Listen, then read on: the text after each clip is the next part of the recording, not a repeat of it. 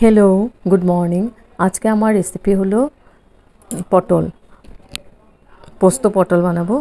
तार जोन्नो आमी पटलगुलोके आमी सुंदर करे धुए केटे निয়েছি, छुले निয়েছি और माঝখানে चिड़े चिड़े दिয়েছি যাতে মশলা ঢোকে। এখানে আমি নুন আর হলদি পাউডার দিয়ে মেখে আমি 10 মিনিটের জন্য রেস্টে রেখেছি। এখানে নিয়েছি আমি পোস্ত আর সরষে নিয়েছি। পোস্ত নিয়েছি 3 চামচ, সরষে নিয়েছি 1 চামচ। এখানে কাশ্মীরি চিলি পাউডার, হলদি পাউডার, কালো জিরা নিয়েছি ফোড়নের জন্য আর নুন আর নিয়েছি আদা আর কাঁচা লঙ্কা।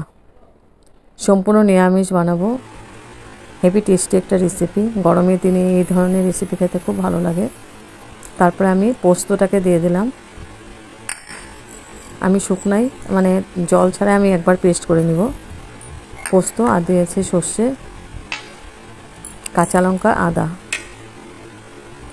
জল ছাড়া একবার মিক্সি করে নিব, তাহলে মিহি পেস্ট হবে একটা। তারপর আমি জল দিয়ে আবার পেস্ট করব।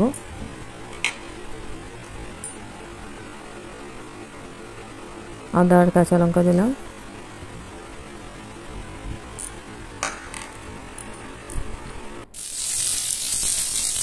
তো মিক্সি করা হয়ে গেছে।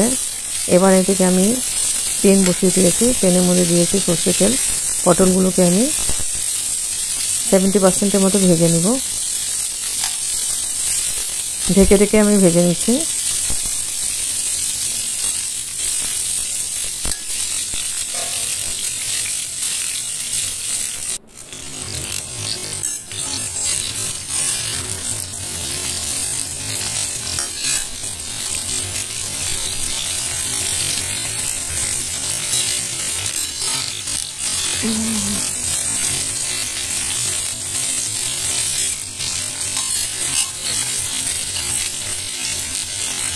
আঁচ তিনটে আমি মিডিয়ামে রেখেছি।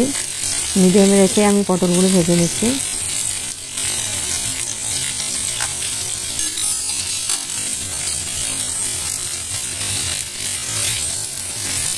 হয়ে গেছে পটল ভাজাটা, আমি উঠিয়ে নেব এখন।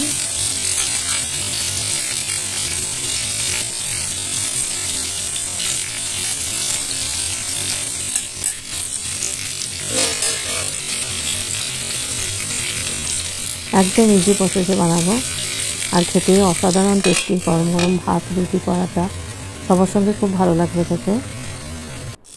আর পোস্ত তো শরীরের জন্য খুব উপকারী। পোস্ত করে ঘুম ভালো হয়, শরীর ঠান্ডা রাখে। এখানে আমি পটলগুলো ভাজা হয়ে গেছে, উঠিয়ে নিয়েছি। ওই তেলের মধ্যে আবার রান্নাটা করব আমি। আর তেল ইউজ করব না আমি। পটল ভাজার তেলটার মধ্যে আমি রান্না করছি। এখানে দিয়ে দিলাম আমি কালো জিরে। ফোড়নে কালো জিরেটা খুব ভালো করে ভেজে নেব। তারপর দিয়ে দেবো 2টা শুকনো লঙ্কা।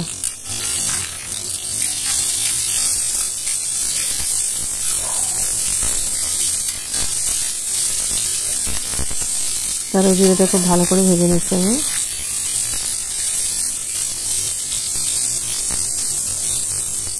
কালোটা তেলটাই যেন কালো কালো লাগছে, পটল ভাজার তেল যে যেন কালো কালো লাগছে।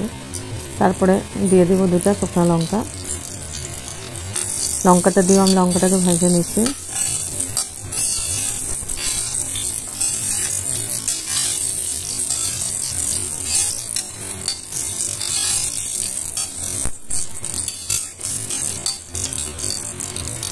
এখন আমি পোস্ত পেস্টটা দিয়ে দেব। পোস্ত 3 চামচের মতো আছে আর সরষে 1 চামচ আর আদা আর কাঁচা লঙ্কা একসঙ্গে আমি পেস্ট করেছি।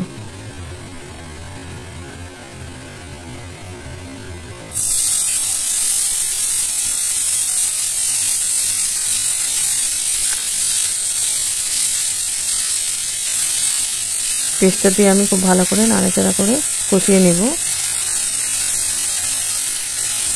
সামান্য পরিমাণে জলও দিয়ে দেবো। জল দিয়ে আমি মশলাটাকে কষিয়ে নিচ্ছি।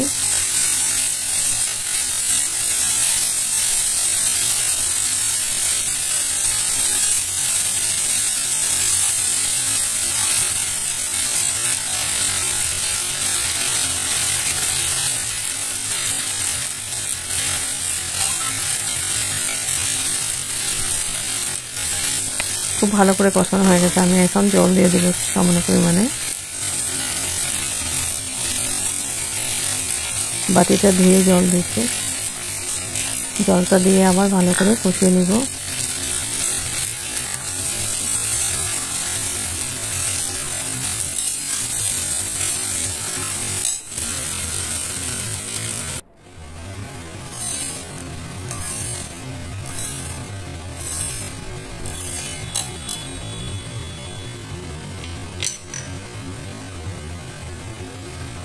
এখন আমি দিয়ে দেব হাফ চামচের মতো মধু, মিষ্টির জন্য একটু মধু দিয়ে দিলাম।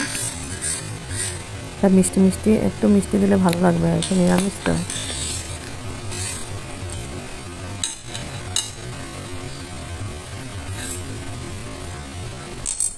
মধু না থাকে চিনি দিলেও হবে, আমি মধু দিই। এখন আমি গুঁড়ো মশলাগুলো দিয়ে দেবো। দিয়েছি আমি কাশ্মীরি চিলি পাউডার,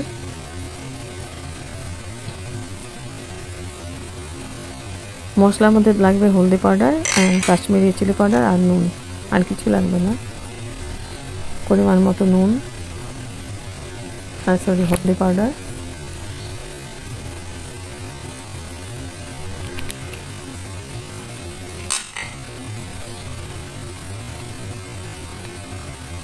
আর দেবো পরিমাণ মতো নুন। দিয়ে আমি খুব ভালো করে আবার মিক্স করে দেব, কারণ নুনটা পরিমাণ মতো দিতে লাগবে, পটলের মধ্যে নুন দেওয়া আছে।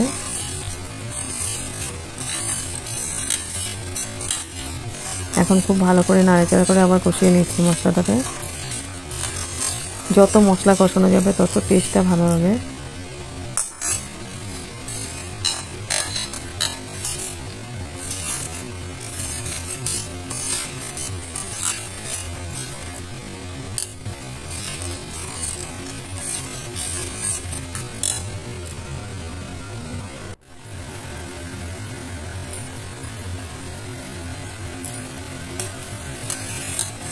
মশলাটা কষানো হয়ে গেছে, তেল ছাড়তে আরম্ভ করেছে। এখন আমি পটলগুলো দিয়ে দেব।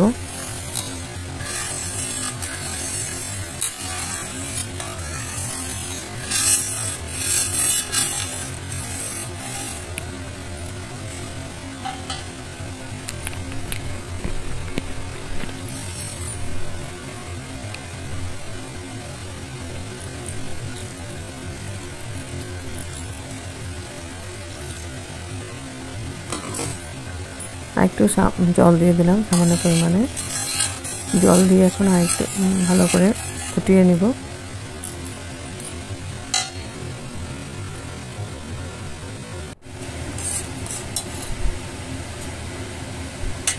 তো গ্রেভিটা খুব ভালো করে হয়ে গেছে। এখন আমি পটলগুলো দিয়ে দিব।